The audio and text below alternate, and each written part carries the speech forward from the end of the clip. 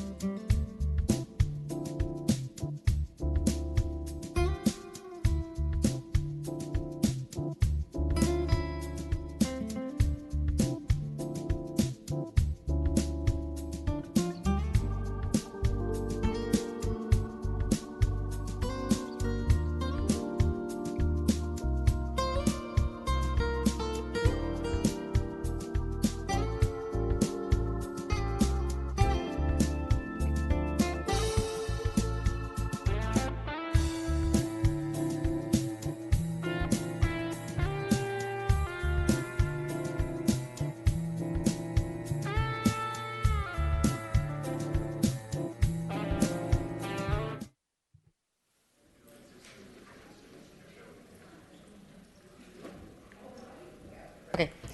Okay, good morning, everybody. Welcome to our Intergovernmental and Economic Impact Committee. At this time, we will stand for the invocation and the pledge. The invocation will be led by Commissioner Lopez, and the pledge will be led by Commissioner Rene Garcia. Good morning. If you'll bow your heads, please. Heavenly Father, we ask that you watch over everyone in this chamber, that you lead the commissioners that are in this committee to make the decisions that would be guided by you. Let us also recognize the responsibility that we have for the taxpayers of this wonderful county, and we ask that you bless us and everyone in this chamber, including our staff, as we move through the agenda. We ask this in your name. Amen. Amen. Thank you for that beautiful prayer.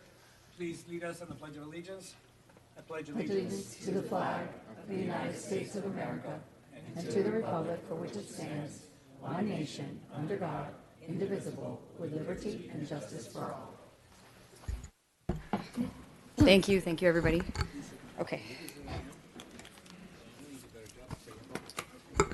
Good morning. Welcome to today's Intergovernmental and Economic Impact meeting, and as we're calling this meeting to order now.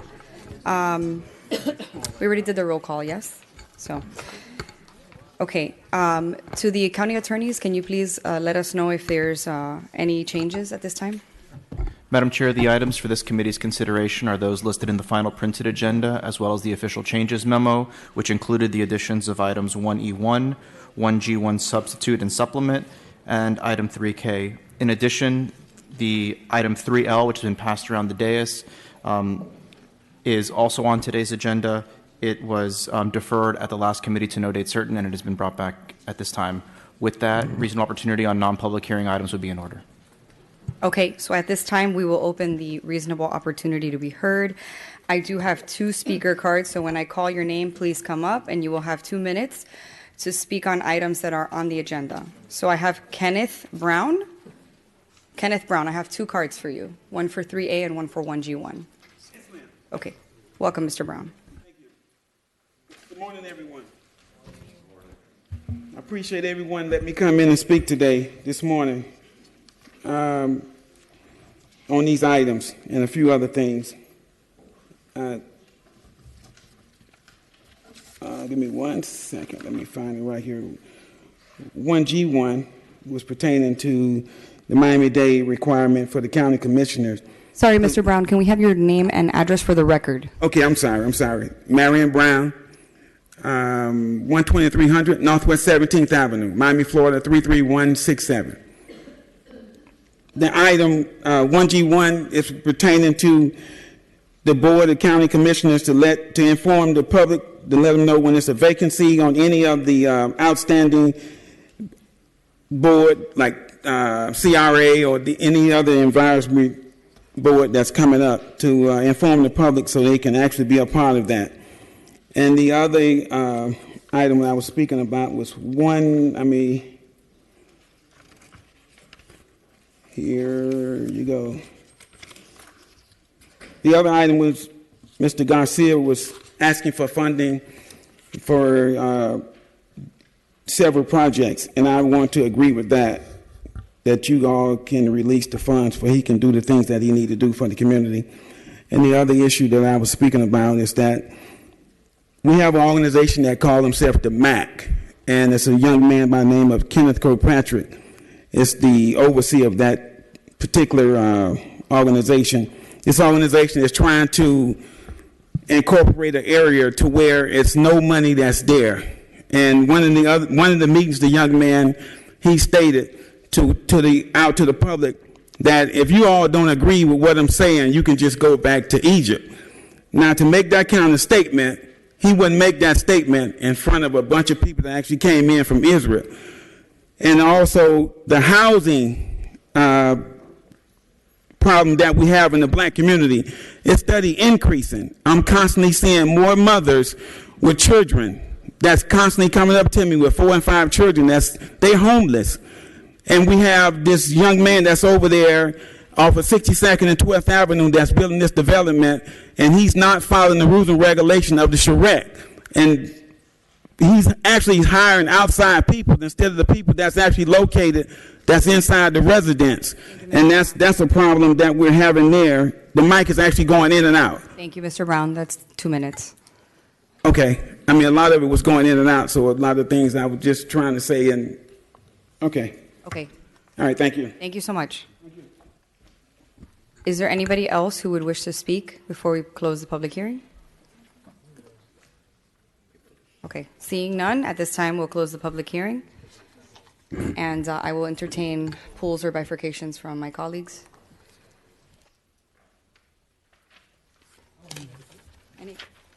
Any items that you wish to pull or bifurcate to speak about? Madam Chair, I think I have an amendment on one. I have an amendment on 3A, so can I pull 3A, please? 3A. Madam Chair, I'd like to be listed as a co-sponsor on 2A if the sponsor will have me. Let me think about it. I'll get back to you. Okay, so is it only 3A? Yes, 3A is the one I'm sponsoring there. Okay, so with that, do I have a motion to set the agenda? So moved. Do I have a second? Second. All in favor? Aye. Okay. Okay, so let's go ahead and take 3A.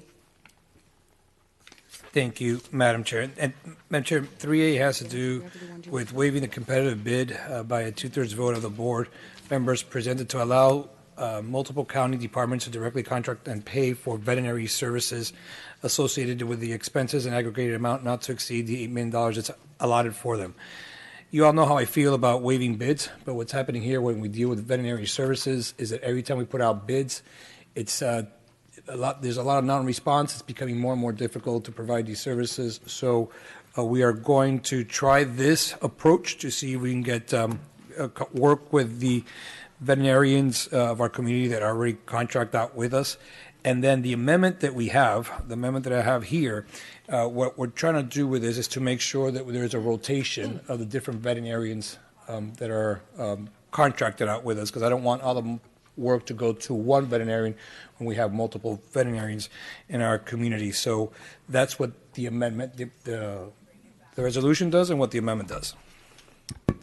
Okay, thank you, Senator Garcia. Any comments? I think we're good, ma'am.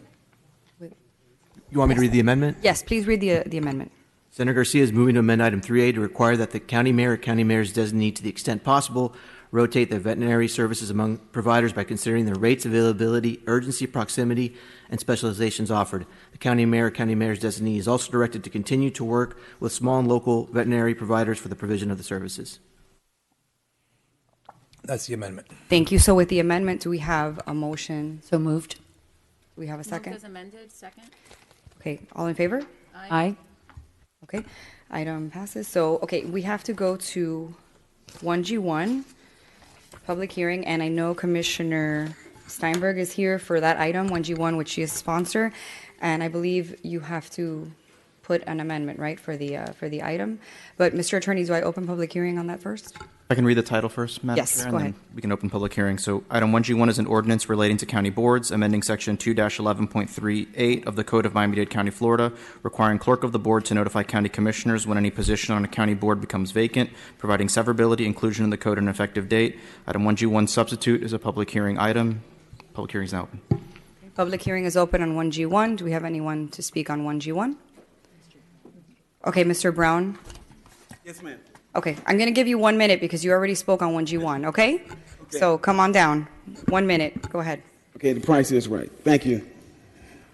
Again, 1G1, it's basically the same thing. It's just when these items come about, the public really would like to know and like to be a part of it, because the public actually has been left out. A lot of things that's actually come across the board when it comes down to a lot of activity that's coming through the county.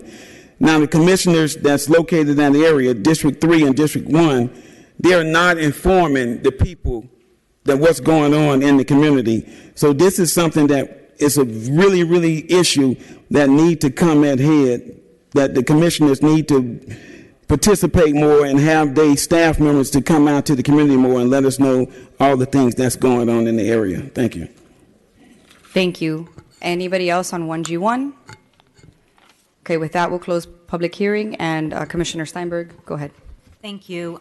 Just really quickly, in order for us to be able to fill those vacancies in a timely manner, we need the notification so that we can get that community engagement. And the only amendment that we would be proffering is the mayor's office to contact us because they are also ones who appoint, and so it should just also be not just county commissioners who appoint, but also to the mayor, and that's it. Thank you. To the attorneys, do you need to read that amendment or? I believe that Commissioner Steinberg, she's going to be bringing forward a change at a later point in time to add the mayor to that. Okay, thank you, Commissioner. So with that, do we have a motion? So moved. May I co-sponsor, please? Co-sponsor from Senator Garcia. Okay, do we have a Commissioner Lopez, second from Commissioner Cohen-Higgins. All in favor? Aye. Okay. Do we need a roll call? We need a on roll that call. one? Okay, go ahead. Mr. Clerk, please do the roll call. Commissioner Cohen-Higgins, 4. Senator Garcia, Yes. Commissioner Gonzalez, Vice Chairwoman Lopez, Yes. Chairwoman Milian Orbis. Yes. Motion passes 4. Thank you. Okay, and now we have two discussion items, or one special presentation and a discussion item. What we'll do is that we will take the presentation by the Commission Auditor, and I believe it's 5 minutes. So if we're ready, Yinka, come on down.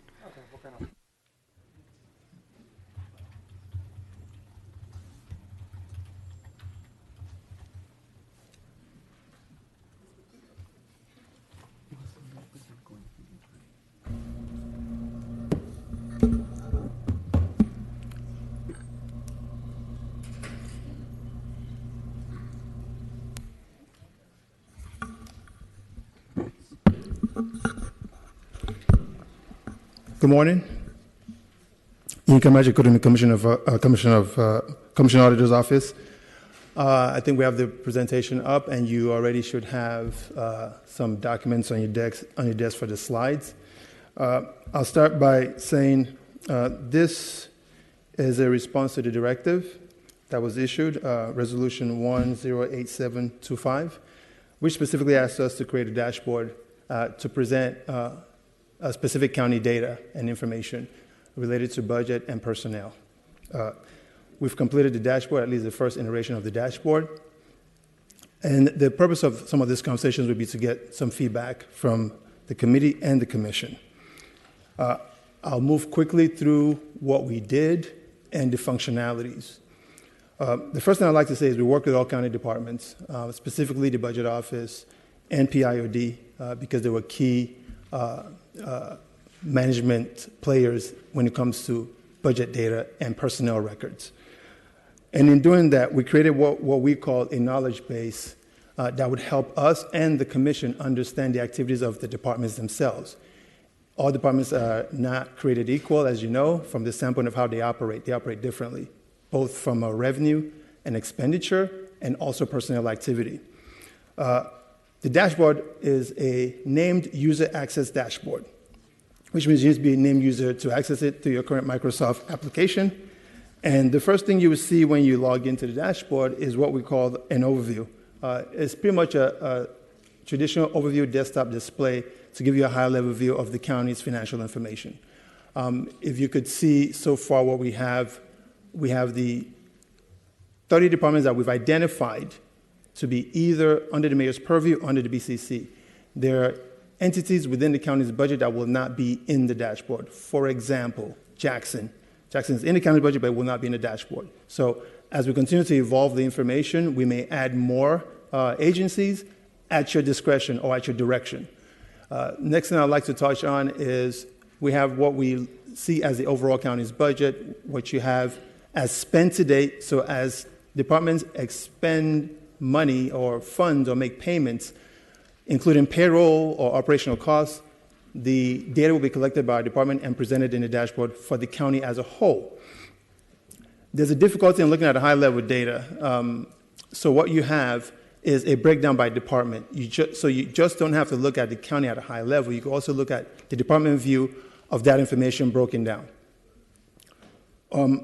There's a section that we have in the overview called the budget health. All it's doing, not to overcomplicate the usefulness of it, but what it's doing is keeping us in track as to what a trajectory of a spending should look like for the budgeted items of that department. So we have spend that we believe are on track, some that need to be monitored, and some that may need to be monitored closely. That's what we've implemented as of right now. You could always drill down on that number. You can see what the agencies look like. You can see what the utilization rate is for that specific budget of that department. The next tab, we broke down revenue tabs and expenditure tabs. But let me touch on the revenue. Revenue tab is very straightforward. It's a compilation of all 30 departments, their budgeted revenue, their receipt to date, and the gap between the budget and the receipt to date, which could tell us if they are receiving revenues as expected. The last column on here is also inclusive of what percentage of that department's budget is general fund. I think that question has come up before, so we included that column just for educational purposes. The next tab is the expense tab. In the revenue tab, let me stick to the revenue. So in that view, and we could show the application, in that view, you could drill down to a department. In this case, there's a department that's used as an example where you could see the breakdown of the revenue sources that's included in the budget as of the current fiscal year. And it will tell you what's been received for that specific revenue source for that specific department through the fiscal year. And at any given point in time, you're looking at year-to-date information. So the information should be updated daily, and anytime you go on the dashboard, you're seeing what's happened as of today. We'll keep moving. Now we're in the expenditure. Expenditures functions the same way. It has the budget, which was adopted by the board, has the activities as of today, and it also will include a drill down for expenditure categories, just like you just saw a drill down for revenue categories. And in this case, for expenditure categories, you will see the personnel costs, you see operating costs, you see capital costs, and you see non-operating costs as included in the budget. And in the actual column, you will also see what has been spent to date at the point of time that you're looking at the dashboard, right? At any given point. And you can also drill down to departments in that scenario. Now, we have a department portal view, which gives you more information. And what it's supposed to do is give you a quick view into a specific agency. If you could go to the next one. So you could have a quick snapshot view of the agency, both revenue and expenses together, both year-to-date activity together, and in that same view, you have the personnel of that department, which is the total personnel budget positions for the fiscal year. So that's just a quick overview at the department level, so you can get a quick snapshot of everything in one place. The last piece of portal that we have is personnel, because that was one of the requirements of the resolution, was to include personnel information. We start with the traditional view of countywide, which is the top panel that you see, telling you the total positions that was adopted in budget. It tells you how many positions have been filled, and it tells you how many will be vacant. What I want to clarify is in the portal right now, and in the dashboard right now, you would see that it says pending. We're still working with the administration to review what we believe will be the best representation of vacant positions in the county, and we're working together with them to get that information. Once we're done with that, we'll automate it and put that on the dashboard also, so you'll be able to see the budget position, filled position, and vacant position. There's also visualization that we believe may be helpful based on the questions that we've received from the commission, telling you the top 10 departments by head count, also telling you the distribution by strategic area. That's also an additional UI that we included. And to close out, because there's so many features, we're putting together a tutorial that the user could easily access, learn how to use the dashboard, learn what it contains, and learn how to navigate it. And then we also have feedback. I think this is the most important part of the conversation, is that we have a feedback section because we want to get some feedback on how the user is interacting with the data, what they expect to see, and if they have any questions. So the structure today is more about getting some feedback from you, letting you see what we've done so far. The application is available for you to review at this point in time. I think we could show it if we have time, but I'll open the floor for questions as far as what you've seen right now. And if there's anything we need to do after the meeting, we'll be happy to be available to meet with you and discuss. Thank you, Yinka, for this in-depth presentation and thoughtful presentation. I appreciate that. I will turn it over to our colleagues now for questions. Yes. Commissioner Cohen-Higgins. Thank you, Madam Chair, and thank you, Yinka, and your team members for the arduous work that I know you have put in to create this dashboard. Have we ever had a dashboard of this sort in the past in Miami-Dade County? No. How frequently does the data in the dashboard update and populate? We're programmed to do it daily. Okay, so we as commissioners can log in essentially every day and see the financial health of our county via this dashboard. Is that accurate? That is correct. Okay. I think that's extremely important, and I'm so grateful for your team in complying with the directive that was passed in November of 2025. It had an initial deadline of February 25th of 2026. I want to make clear that you all completed the initial draft by that date, but it's just been going through different toggles and different amendments and so on and so forth to get it finalized.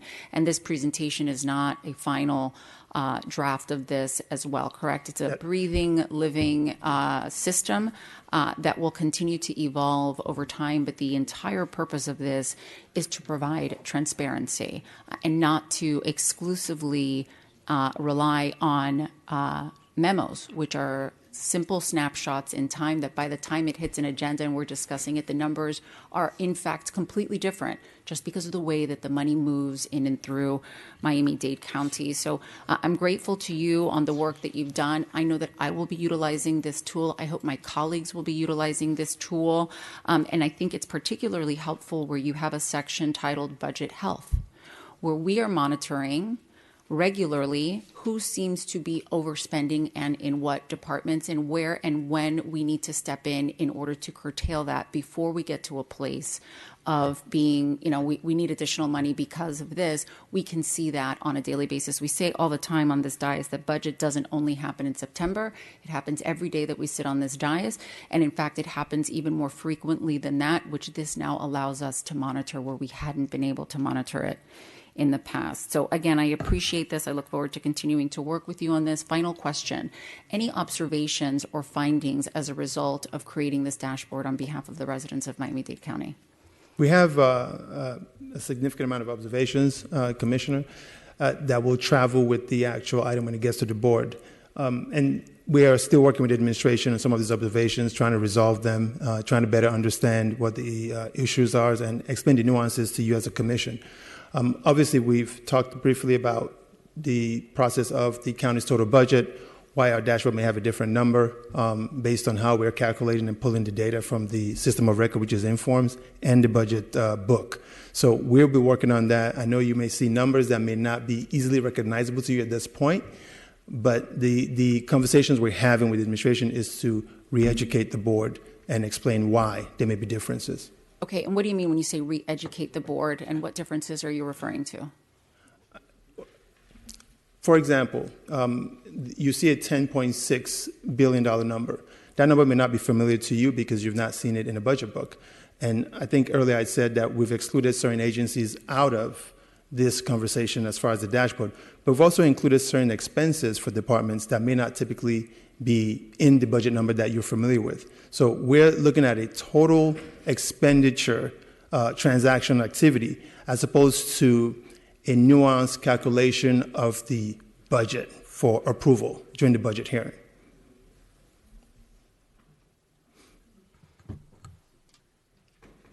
Thank you. Thank you. Thank you, Commissioner. Vice Chair Lopez, you had some questions. Yes, thank you, Madam Chair. Thank you, Yinka, for what I consider to be a real good start. So as a budget chair at the state level, I've had to drill down, and so I have a couple questions. One, will this be available to the public? I have been a vast champion of transparency, and I'm curious, it'd be great that I get to see it, but there's been a lot of talk amongst the public that by the time we have budget hearings here, most everything is done, and they're just ringing in. I always call it after the sausage has been made, right? I think, in the spirit of being transparent, is there any way that this would be available to the public? So that's the first question. Yes, there's ways it could be available to the public. This initial iteration is designed for the board to use. And I could say I take direction from the board. So whatever the board instructs me to do is what I'll do. But we'll also be very transparent that to do certain presentations to the public, we may have to make sure we have the proper infrastructure in place, have the proper communication and education in place, right? Because we just talked about even the board may have to be re-educated in what the numbers are. And so I just want to share that with you. And if the board directs us to do so, we'll be meeting and discussing that as far as how to implement that type of widespread information sharing. Okay, and my second question, Madam Chair. So I want to go back to the budget health. So when we say 14 on track, 9 monitor, 7 monitor closely, is there any way that we can add notes? I mean, I'd like to clearly, like, I'm looking at the monitor closely, 7 departments, right?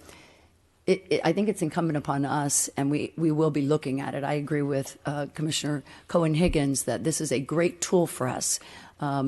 Because we shouldn't wait until we get to the budget cycle to understand that we now have a problem with some of the departments. So my question is, does it drill down? Can you drill down on it enough so that we know real time what's happening, right? So if you're monitoring closely, then what was the result? Is there an action plan? What's happening with it? So if you could answer that. Yeah, that's a very good question, Commissioner. And even I think we're showing you just a sample of how far you could drill down into the specific root cause of what we identify as monitor closely. And I just want to also share that monitor closely may not necessarily be a negative incident. It just means that the spending trajectory may be moving at a faster pace or maybe faster than we expect for that point in the fiscal year. It's 12 months in the fiscal year. If you make a large payment in the beginning, it may raise a flag. But all this are in place just for us to monitor closely. Your question about whether or not you would have notes, that is part of our role in this conversation, is that we will look in some of these items ahead of time for you and work with the departments to give you an explanation. As we do today, we do that already, but this would be more in an automated delivery mechanism as opposed to a manual report. Okay, and my my third question deals with vacancies. So at the state level, I would require each 12 executive agency under my purview to give me a detailed listing of their vacancies. And part of the budget process was, tell me why I should keep any vacancy in the budget, right? So will this allow us to drill down and see all the vacancies so that if we wanted to meet with the administration and say, look, because I'll give you an example. Oftentimes there were vacancies for law enforcement positions within agencies, right? Those are important positions to remain open, but I required the agency to tell me why it had not yet been filled. So, and an aging of those vacancies. So I would agree in most parts to keep any vacancy that was 0 to 90 days open, right? Because I know that the hiring process might take some time. But when I would see vacancies that were there for a year or 2 years, I said, you don't need them, and I'm taking them. So is that possible in the dashboard as well? Yes, there are several aspects of vacancies. Right now, you see in the dashboard it says pending. There are several aspects of vacancies that we're working with the administration to address. Quantity of vacancies, types of vacancies, and the funding sources of those vacancies. You mentioned something that I also want to touch on, which is the aging, which means how long has it been open. That will require a little bit additional working with the administration to get more information on. But I want you to just see how vacancies work in the county. We're trying to map a consistent reporting mechanism for the entire county to report vacancies. That's the only way we could get to the point that it will be displayed on the dashboard accurately every day. So that's the current state of the vacancy data right now. We're looking forward to all departments reporting consistently across all their systems how they fill vacancies, the status of vacancies, when somebody is terminated or separated from the county, and someone is hired from the county. In addition to that, there's overages, right? So things happen. Overages and transfers happen after the fiscal year. So it's not a simple mathematical equation where you say budgeted position minus filled positions equals vacant position. There's a lot of nuances that we have to account for, and that's what we're currently working on. So that may take maybe a few more weeks to give you a report on where we are as far as observations, and then we'll implement the first pass of vacant positions with the funding sources. We don't have aging information just yet because the county doesn't collect aging data in a consistent way across all departments. That's where we are right now. But will they? That's the objective. Yeah, that's what we're working with the administration on, to implement that process to consistently collect aging data. And so I guess the nuances, I can think of nuances, right? I would say those that have already been advertised and yet not filled, those where an offer's out and it hasn't been yet accepted or rejected. So will the dashboard be able to tell me that on the vacancies? We will be able to tell you that. I mean, I have to say that I think there's a lot of money usually reserved in vacancies. I can tell you to the tune of millions of dollars often. So drilling down on vacancies is one way to find savings. And so I think that if we can, the more information available to us and the public, I think and doing it not at the budget cycle. You know, as a budget chair, I was spending 6 weeks doing budgets, but also then months before that, drilling down on things such as travel expenses, things where you look at it and you say, you know what, maybe we don't need to do that, right? Like I would drill down into how many conferences are people going to? Are they required? Can they be done, without travel? Those are the kind of questions where you're not sacrificing, let's say professional development, but you're saving money. So I'm used to drilling down in great detail. And so I'm hopeful that as we continue, as Commissioner Cohen-Higgins said, this kind of a live document that is being, refined, I hope every day till we get to the point where we have something that's incredibly useful, particularly to this committee, who's in charge of, economic development here. So I want to commend you for your work. Obviously, it's never been done before. It's kind of surprising that we've never had this kind of tool, given the size of the county and the magnitude of the budget dollars that move through departments. But I'm excited to see, what I think is certainly a start, but I think we may have a long way to go. Thank you so much. Thank you. Thank you, Madam Chair. Thank you, Vice Chair. Oh, yes, Senator Garcia, go ahead. Thank you, Madam Chair. Yinka, great job. Thank you. And to the committee, thank you for it's a great round of questioning because it's important for us to always have transparency in our budgetary process. Yinka, have we been able to reconcile? I'm assuming the answer is yes, but I just want to ask the question. Have we been able to reconcile the final budget that was passed and approved from the county commission with that of the departments? We're still currently actively reconciling that. And that's part of the observations that I mentioned earlier, because we have observable differences. So then there is, in that reconciliation process, we are seeing some discrepancies. Yes, sir. Between what was passed and what is in the budget. And, it's in the departments. And what's loaded in the system of record. Okay. So then what's loaded in the system of record, again, this is data, right? Data in, data out. You can only do your job based on the information that you get. So if you don't get accurate information, your report will reflect on the inadequate information that was reported. So then this is where we need to make sure that the access to information, the access to timely and valid information and numbers is key in order to get this report done correctly. You've been having difficulties getting this information?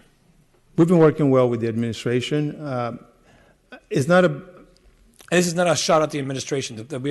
Everyone knows how I feel about openness and having these numbers, and I think all of us agree, and with our chair of the Appropriations Committee, we understand that we need to have these numbers, especially with this budget cycle that we're going into.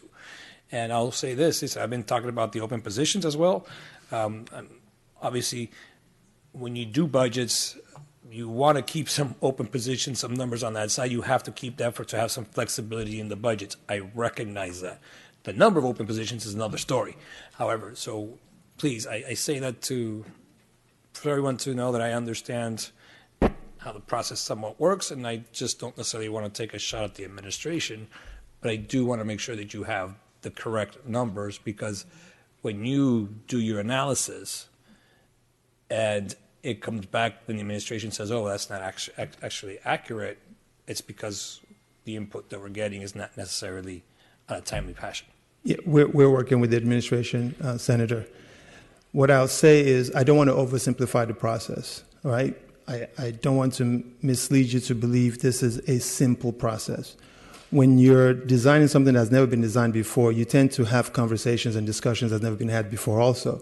And in those conversations that we've had it as a collective team just trying to get a better understanding of how activities are managed and presented. So for right now, we're still working with departments. We have a lot of questions that we're asking. They're giving some responses to the best of their ability.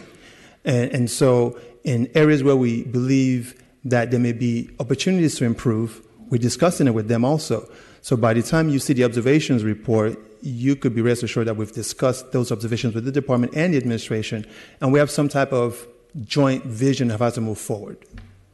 And I appreciate it, and I thank you. And I understand that it's an uncomfortable process to go through because we're changing the way that we've done work in Miami-Dade County. Not saying that anything was being done nefariously, but it's just different the way we're doing it as opposed to the last 60, 70 years that we've been doing it the same way. So I thank you for that work and keep on it. And I thank the administration for working with Yinka to make sure that we have the accurate numbers, because as we enter this budget cycle, we know that we are going to be tasked with a monumental challenge of looking at every single dollar and how we spent it and the investments that we have to make in our community, balancing all that out with the community's needs. So thank you very much, Madam Chair, and to the committee members, thank you for your input. And Thank you, Senator.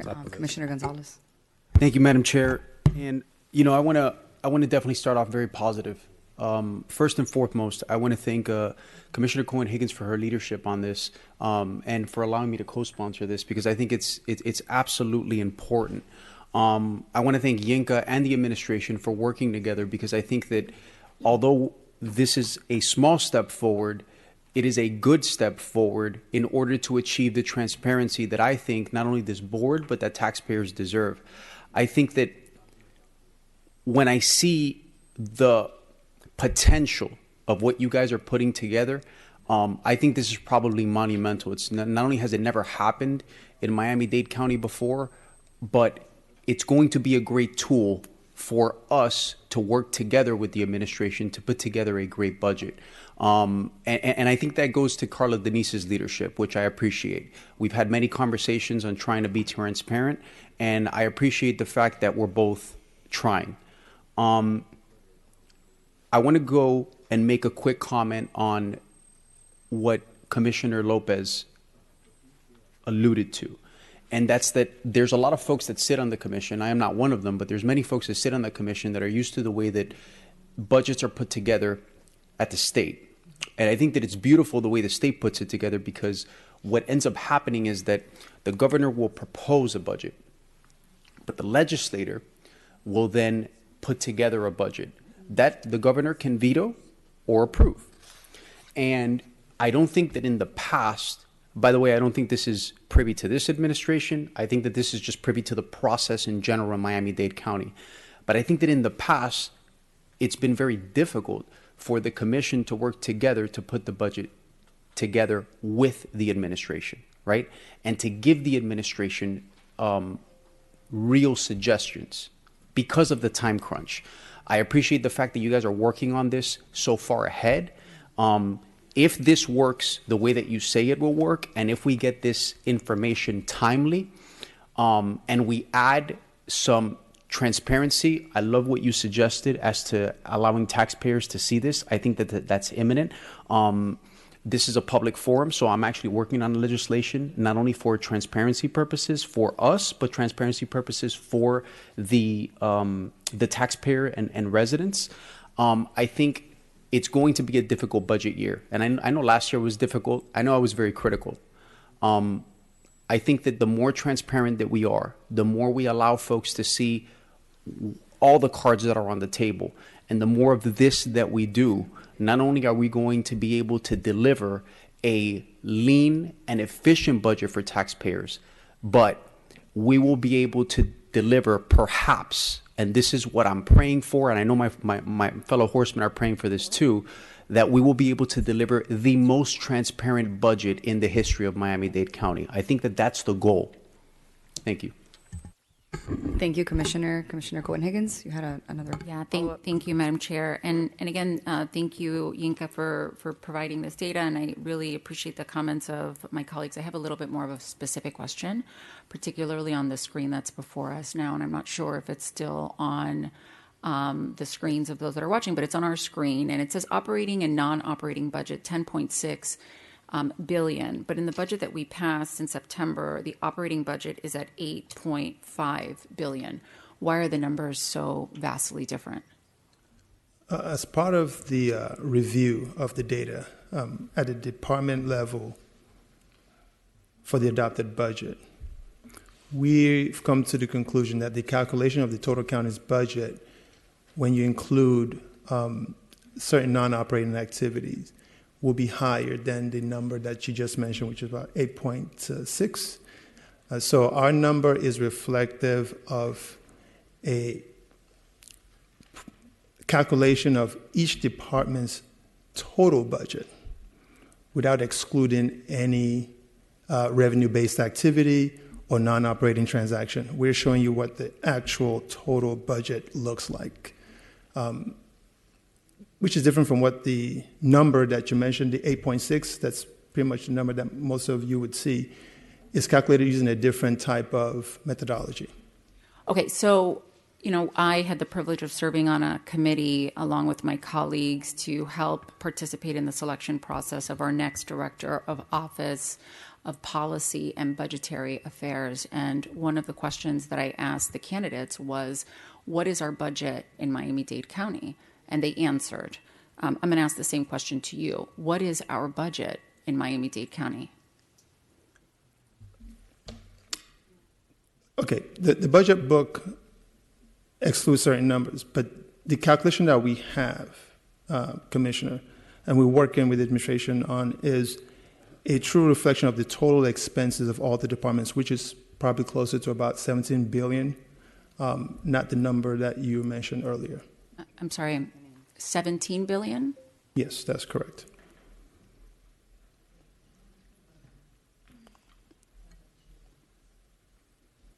Okay, so this is what I'm not sure that I entirely understand or appreciate as we sit here today. We passed a budget at $13.23 billion just a few months ago. But you're saying that our budget is closer to $17 billion. I'm not sure how that can be. Well, the number that you mentioned is the number that you're familiar with, excludes certain transactions. But in doing the dashboard, our goal was to pull every single type of transaction in the expenditure of every single department that's represented in the 30 that you see. And that number is higher than the number that you're familiar with. And that number is closer to 17 than 13.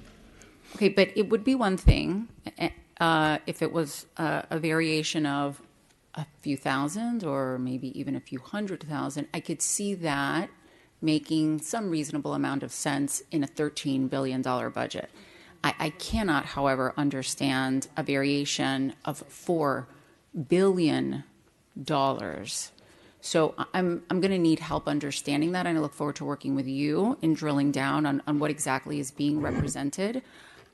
Because again, these are not our dollars. These are the dollars of the residents and the hardworking, amazing people and families of Miami-Dade County. It is also particularly of great import and interest to me when we grapple with, tough budget years, that are coming, dealing with past very difficult budget years. I really look forward to working with you because I'm not sure that I'm even understanding, frankly, what you're communicating. But I do look forward to working with you towards getting a very, very clear understanding of the message that you just delivered. Thank you, Madam Chair. Thank you, Commissioner. And Vice Chair Lopez. Yes, so this seems absolutely absurd.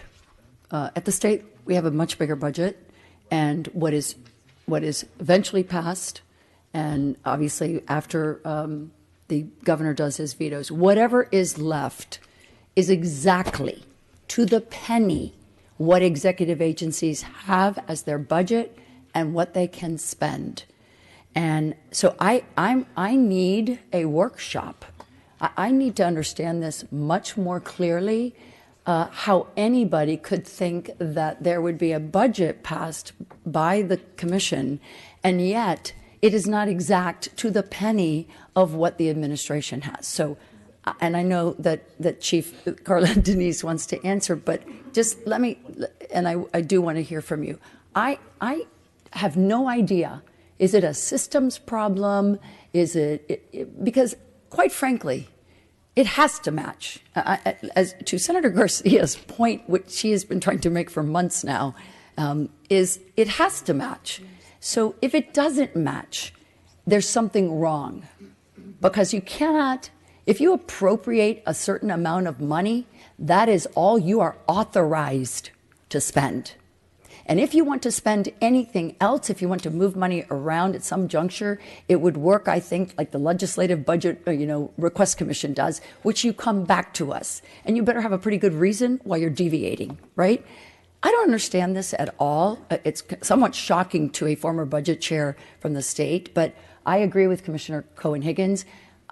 You're going to have to present to us how that's possible, right? And all the differing items that... And it shouldn't take much to reconcile this, because it shouldn't even have to be reconciled. But given the fact that we now know that there's such a vast difference between what was appropriated and now what is somehow in the system for the administration, someone's going to have to walk through, here's the beginning, and here's what's happened, and this is why we're not where we are with what was appropriated. So I guess the chief... Oh, give me 1 second. I have Commissioner Gonzalez, and then I will turn it over to Yinka if you had a response, and then we'll get to you. So what Commissioner Cohen-Higgins just alluded to, and what Commissioner Lopez is outraged about, because I'm outraged right now. I'm outraged. Words are important, my friend, okay? So I need you to be clear. There's only two things that are happening here, right? When my daughter goes to the book fair, if I give her $20 and she spends $25, that is a problem, okay? We either have that scenario or there's a revenue generation that your system is not accounting for. So if there's a revenue generation and extra money's coming in, and we are spending that extra money, I think we would all like to know where the revenue generation is coming from, how that money is being spent.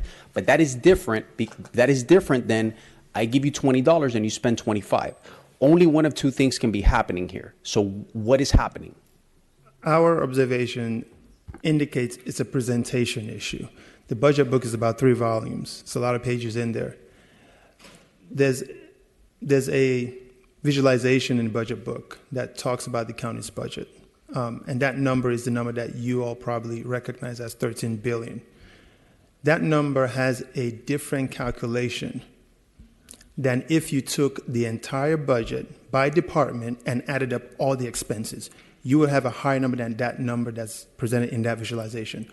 What we're saying is because of the dashboard's purpose, we had to pick the true expenses for every department, regardless of how it's funded. Okay, but that is a big, sir, that is important, okay? And that is important. Regardless of how it's funded, I understand. And by the way, you're doing a great job, okay? But it's important, those discrepancies are important because we're either putting money on a credit card to go pop bottles at Live, or there's revenue being generated and there's money that's moving in, and then we're spending, or the administration is spending that money. I would like to know what we're spending that money on, and that's why this would be great. But both scenarios are different. You see what I'm saying? Correct. So I could give you a very specific use case. That number, the 8.6 of the operating and the 13 billion that you're familiar with, does not include a lot of interdepartmental transactions, which means when a department provides service to another department, that transaction is not included in the 13 billion number. There are a few departments that do that, right? ITD, PIOD. those transactions, as far as expenses related to the interdepartmental transactions, is currently not reflected in your $13 billion number.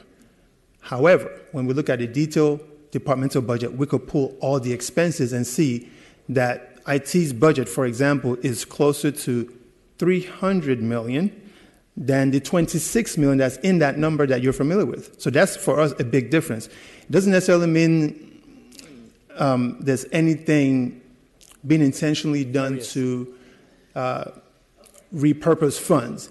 It just means that the presentation that you're familiar with, the visualization, is not fully reflective of the total county's expenditures.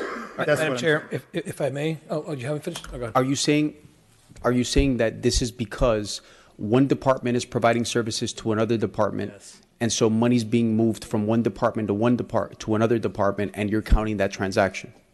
We're counting that transaction, yes. But that's one use case. There's several different use cases. Give me another example. That's not that. Madam Chair. Madam Chair? Oh, Denise.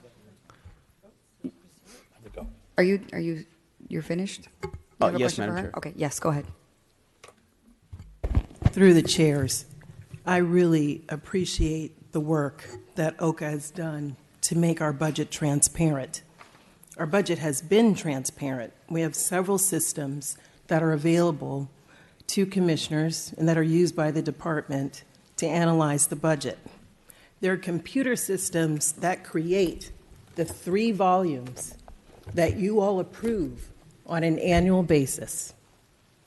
What we have right here is a discrepancy between the budget you approved and the dashboard that's been created. That will and can be resolved. The $4 billion, Madam Chairwoman and Commissioner Higgins, is very easily described, and it is absolutely represented in the budget that you all approved. There are various funding sources and there are various expenses that we do not attribute in the total operating budget that you approve on an annual basis. So the number that a lot of folks are familiar with is $13.2 billion. That is the annual individual operating expenditures for each county department. As Yinka described, it excludes interagency revenues so that we can avoid double counting and falsely inflating the budget. So the delta between what he's representing in the budget and what you're familiar with is $4.5 billion. Okay? It is absolutely in the book. It is absolutely in the ordinances. You all approved the use of that money. The use of that money has several things. It's non-operating. It's used to cover existing debt service obligations. It's used to distribute to regulated trust funds. It is used for intra-departmental transfers. It is used for reserves that are planned for current fiscal year expenses so that we can meet our bond covenants and regulated financial obligations. And it is used to transfer for capital funds to cover debt service on projects that we have and you all actually authorized and supported. For example, in aviation and seaport. Those are pay-as-you-go projects where money has already been obligated. So the money has to be put aside so that we don't inadvertently spend it or risk failure of our inability to meet the bond covenants. So the number you're familiar with is the number that represents our operating budget. It does not include the non-operating expenses that I just described. However, when you approve the annual plan for how revenues, which is about $17 billion, and expenses, which is about $13 billion, are used, it is in this book. It is in a computer system called BAT that You all, if you don't have access, I will make sure someone on your team gets access to before the end of the day.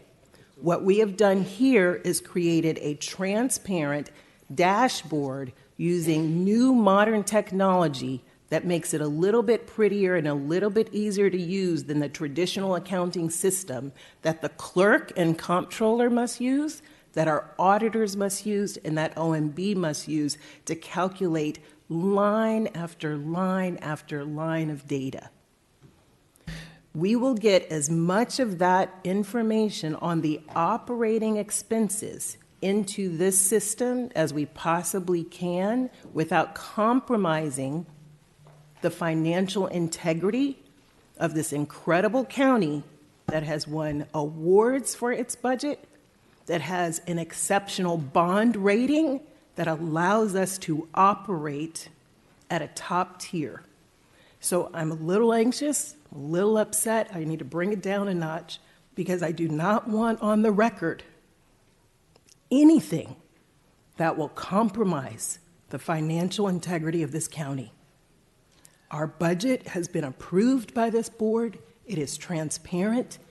And what you approved is consistent with what the directors of each department are doing on a day-to-day basis. Madam Chair, if I may. I believe, Commissioner Gonzalez, you still had the floor. Do you want to finish out? Yeah, just would like to respond, Chief, and this is why, Yinka, it's important. Like, the explanation is important because, Chief, what I'm getting from you is this is revenues that are generated. These extra expenditures, this extra $4 billion. It's not like it's not like the county overspent $4 billion. It's that there's revenue that's being generated, and so this $4 billion is being spent on the things that you just described. Is that correct? Thank you for the clarification.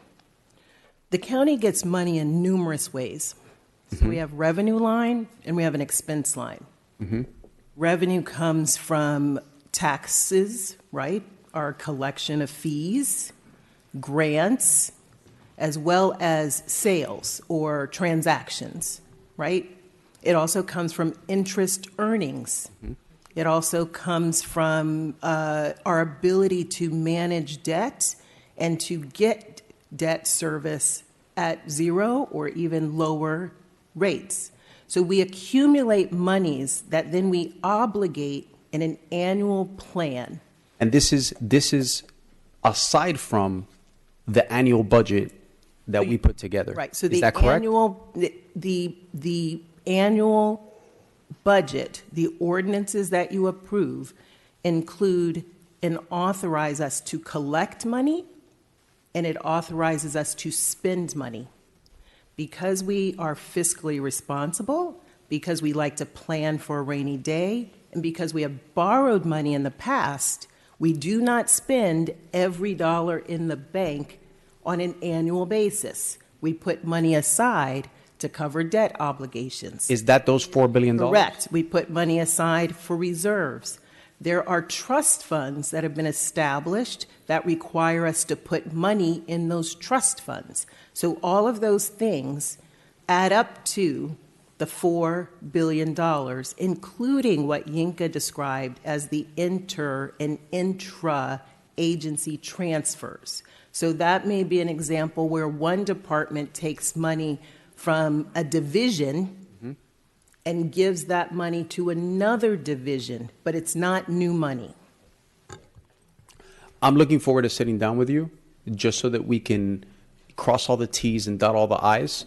But I will say this. I know that this is a frustrating conversation, but it is a great conversation to have. Because I think that when we bring transparency, we are able to have the conversations that explain everything in detail, and folks can not be outraged, right? Folks can rest assured that things are going well. And if they're not, we can fix them. Thank you, Madam Chair. Senator Madam Garcia. Chair, and I do have to go, but I appreciate it. Carladenise, I recognize and understand what you're saying. I don't think any of us are assuming there's anything nefarious that's happening, because we do have a good bond rating here in Miami-Dade County. We don't want to jeopardize that. what you're hearing here is the problem. What you're hearing here is the problem that you can fix here is if we had a line-by-line budget. And that is consistently what I've been trying to say here. The state of Florida can have a line-by-line budget, line-item budget. Why can't we? Because you're absolutely right what Carladenise is talking about, and I think what Yinka's talking about with these interdepartmental transfers.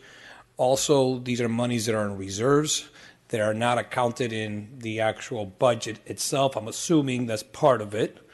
They are. Okay, so they need to be reflected, I think, in the overall budget, I think, right? That they are? Yes, sir. Okay, perfect. So as we move forward, and the information that Yinka is getting, obviously, like I said earlier, whatever is inputted, whatever information get inputted, that's what gets output. That's the output. So there has to be even more of a collaboration with the mayor's office, and I do appreciate what you're saying, that everyone's working together to try to get this. It's a hard process. Because it's hard doesn't mean that we can't do it. We will get there. And just rest assured that I believe that moving forward, if we look in the sake of transparency, this is something that I've been talking about since I got elected. Since I came to the county commission, and Yinka, you and I have been working on this. The way we resolve all these problems, most of these problems, is by having a completely transparent budget. Not saying it's not transparent coming from them, but what reflects to the public and reflects to us, it's not line by line. There's some parts that are line by line, but there's a lot of groupings in there. But if you open that up and break them down, then it makes it a lot more clear and transparent for all of us, and then there'll be less questions. So that's my 2 cents, or my $13.2 billion worth of cents. But I appreciate the work that's being done. This is a great conversation to have. Thank you, Senator. Commissioner Cohen-Higgins. Thank you, Madam Chair. And obviously, I'm listening very closely. And to our chief, I appreciate the response that you provided. I am a little bit curious as to the emotional reaction, and you even going as far as describing yourself as upset. I want to make very clear that no one up here is trying to upset anyone at all. And we are only trying to gain the clarity that I think everybody on this committee has communicated that they may or may not feel like they have. And so I, too, am interested in gaining clarity from you, Chief. And so my question is a very simple one as a follow-up. It's the same question I asked Yinka, the same question that I asked the director and the applicants of being the Director of Policy and Budgetary Affairs. What is our budget in Miami-Dade County? To Chief Carladenise, what is our budget in Miami-Dade County? So the budget that was approved for expenses, non-operating, in fiscal year 20. No. Our aggregate, our total is budget. $13.2 billion. That is the total annual budget of expenditures that was approved last year. Okay. I appreciate you saying that because it's what's reflected in our budget book. It's what's posted online. I hope that you can understand our position when we have a commission auditor whose exclusive job is to receive, plug, and report data, who, when I asked the same question not 10 minutes ago, had a very different response, and not with the delta of $2 or $3, but with a delta of $4 billion. So I just want to set the playing field here, because at the very minimum, we should be able to agree on what our budget is in Miami-Dade County. I feel strongly about that. So for me, while there are emotions being expressed of being upset, if there's anyone, it should possibly and potentially be us that are upset. Because at this juncture, where we have once navigated a very difficult budget environment and are constantly warning that more are to come, for me, the idea that there is a discrepancy at all on what the overarching number of our budget is for me a huge problem.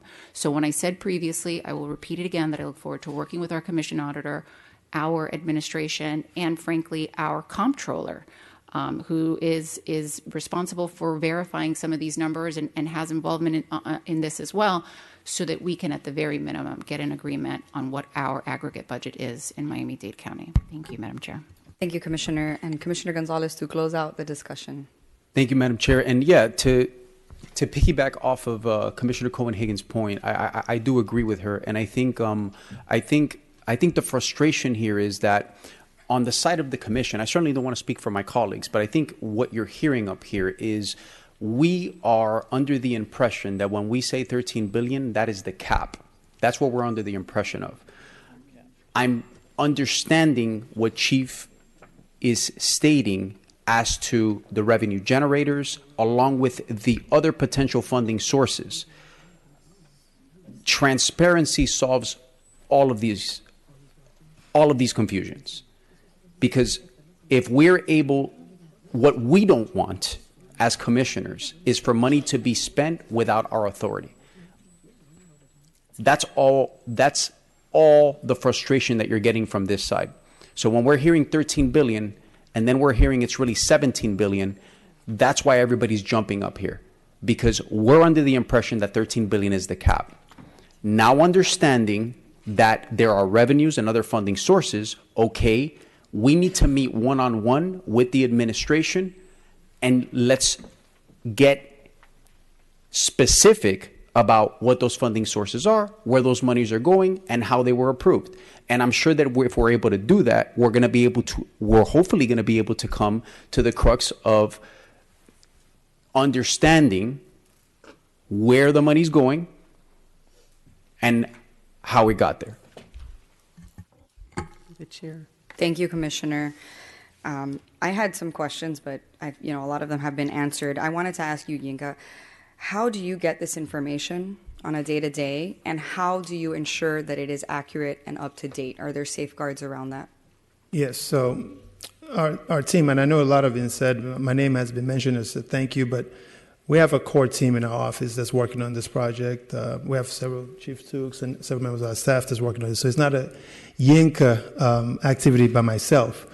We work with every single department, because what's complicated is that the county doesn't have a universal approach to the operating expenses of every single department. Every department operates differently. The way they account for revenues are different. So what we've done is we work directly with the department and the budget office to create what we call a central identity of what expenditures are supposed to be reported. All right? And in that scenario, we're able to account for what we believe are the true expenses of the county. In addition to that, we work with the budget office to identify the actual budget number, right? And obviously, we talked about the previous conversation, but that's not a conversation inside my office alone. We're working with the administration to make sure we could explain what those differences are.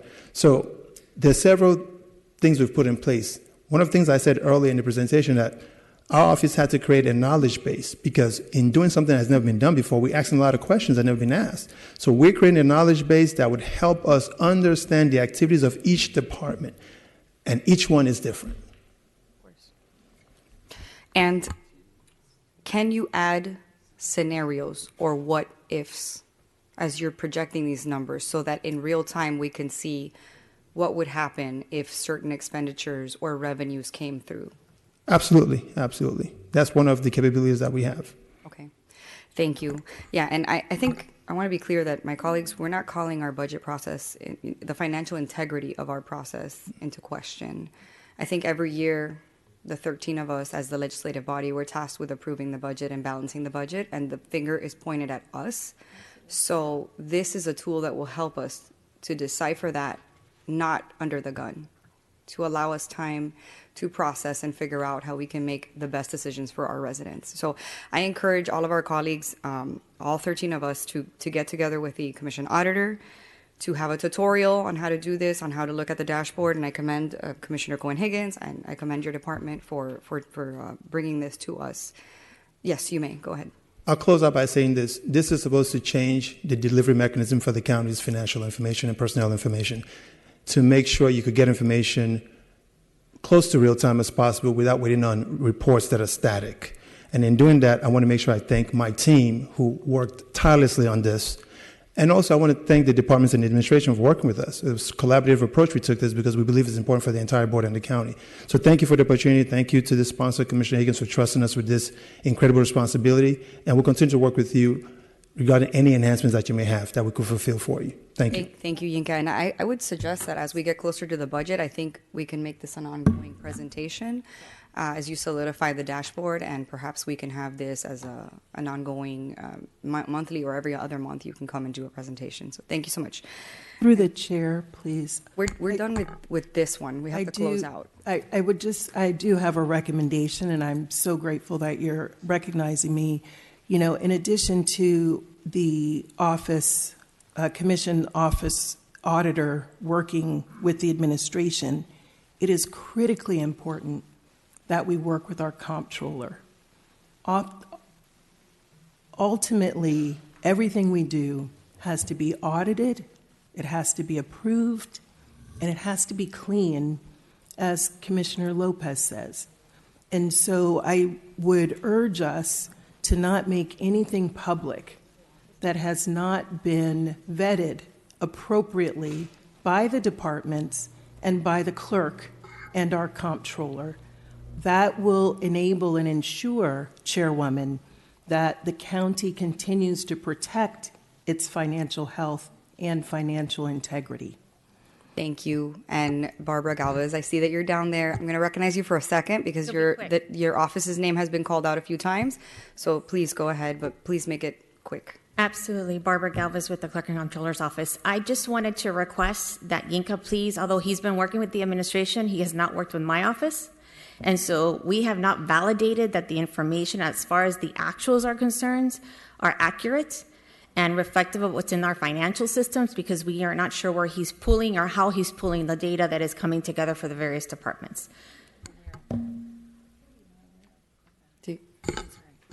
Go ahead. Thank you. Really quickly, if I may, and thank you for being here. How are you unaware of how he's pulling data? Like, why would that be a mystery to you all? I mean, wasn't it just communicated that the data is housed in some system that is called, whatever the name of it is, I can't recall the name.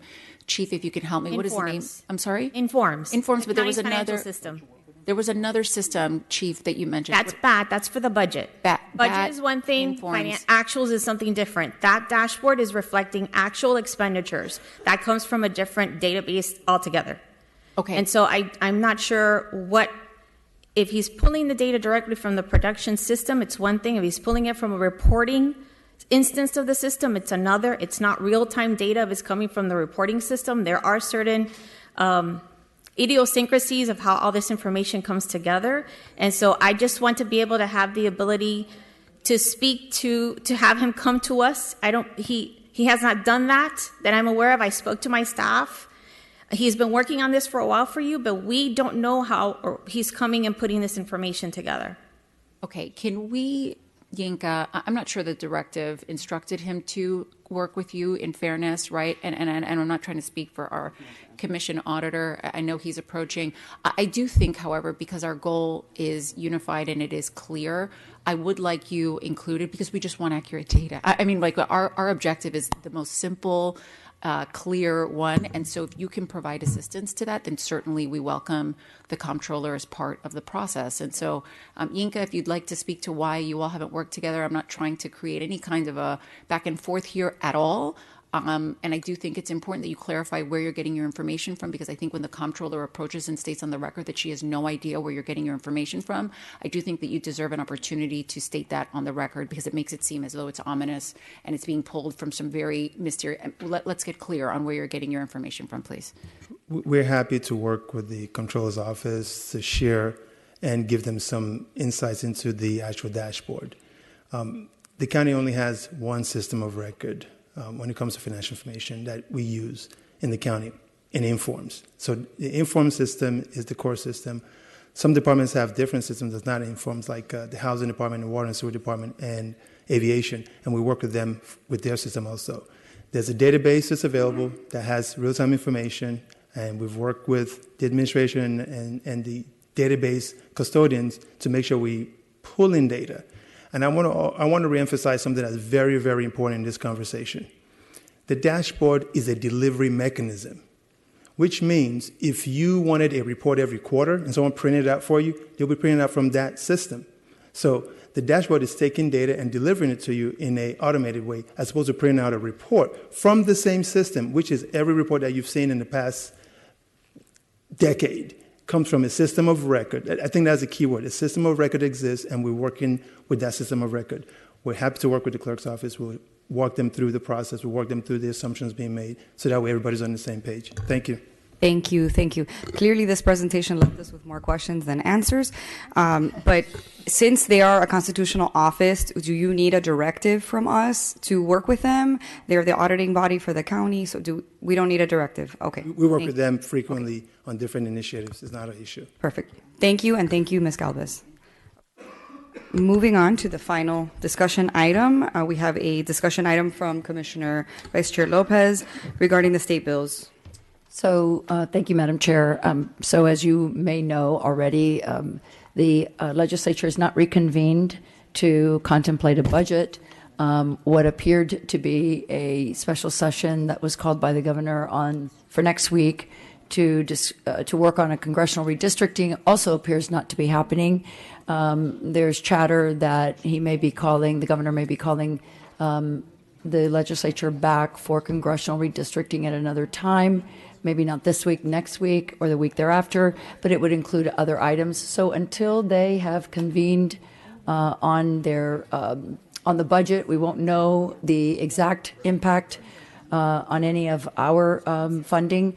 We don't have any read yet on a special session on property taxes, so we don't know how that will be impacting the county's revenues. So in essence, I think in summary is that they are still very far away from, handling any of those items. And so we will have to wait, and I'll give another report once we know, once we have more information from the legislature. Thank you, Madam Chair. Thank you. Thank you, Vice Chair Lopez. With that, I know we're at the conclusion of our agenda, but to the attorneys, do we have any other housekeeping matters? The only thing,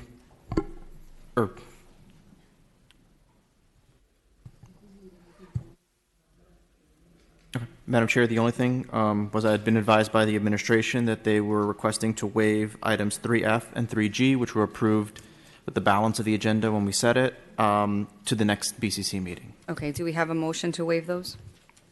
So why? Sorry? I guess the question is why, because now the commission, now any of us who want to waive need to give an answer, a reason why we would want to waive it. So was a reason provided by the administration? Is there something that's urgent, or that, program has begun? What was the reasoning for asking for the waiver? Through the chair, thank you for the question. Both of these items we would appreciate being moved to the next meeting. There was only one meeting in April, and so as a result, time has bypassed. It's always in our better interest, particularly for the ACOM item, which is helping us cover a vendor who is helping with the oversight of one of our projects, to have that done sooner rather than later. It's our request, and we appreciate your consideration for moving both of these to the April meeting, April 21st meeting. So moved. Second. Okay, we have a motion and a second. All in favor? Aye. Okay, so show those items forwarded to the next BCC. Commissioner Cohen-Higgins, you had a motion? I do, Madam Chair. Thank you so much. And to my colleagues, I'm making a floor motion regarding the Leifman building. And the motion is a simple one. And frankly, it's rooted in what I'm seeing in our community, which is a very heavily attended campaign and very coordinated campaign with the media and with our community, promoting the support of the Leifman building. And we've had multiple hearings at this committee on this important project. And I feel like no one is really paying attention to us and the very, very clear message that we've sent here as a body, which is that we support this idea. We need to know how it is going to be funded. And so my motion is a simple one. The financial plan that was associated with the Leifman building, I think, went to 3 years, if I am not mistaken. And again, I don't want to speak for my colleagues. Maybe it was 2 years, 2.5 years. Our concern was, what do we do with the patients after that? And no one has given us a clear answer. Different representations were made about where we're going to get the funding. We're going to get pledges from here and there. Nothing has come to fruition. So while there is a campaign and a lot being spoken to in the media about how much we need this, nobody is addressing how we are going to pay for it. So what I would like for us to do, and if we recall the very first time this came to hearing, and I believe my colleagues asked the question, What are we going to do to pay for this building? I think ideologically everybody agrees that it needs to move forward, but we are asking that the tough work be done on the front end instead of the back end, instead of sticking us with a bill in 2 or 3 years where we are left scrambling trying to figure out how to pay for this building. Let's do the work on the front end. So my motion is that I move for the administration to work diligently to identify funding for the Lifeman building for a minimum of 10 years with specificity of where from our budget, whatever the number may be, that you are pulling from in order to fund this project that has been articulated time and time again, something that needs to move forward as a priority for our community, yet nobody wants to find the money. So if my colleagues agree with me, I would like a motion to direct the administration to prepare a 10-year financial projection, find the money in our budget, specifically identify what you are not going to fund in order to fund this building, and bring it to us in the form of a report at our next committee hearing so that we can review it and actually deal with the numbers of the Lifeman building. So that is my motion if my colleagues would like. So we have a motion on Commissioner Cohen-Higgins' floor motion, and we have a second. All in favor? Aye. Okay. And with that, do we have a motion to adjourn? So moved. Second. We are adjourned.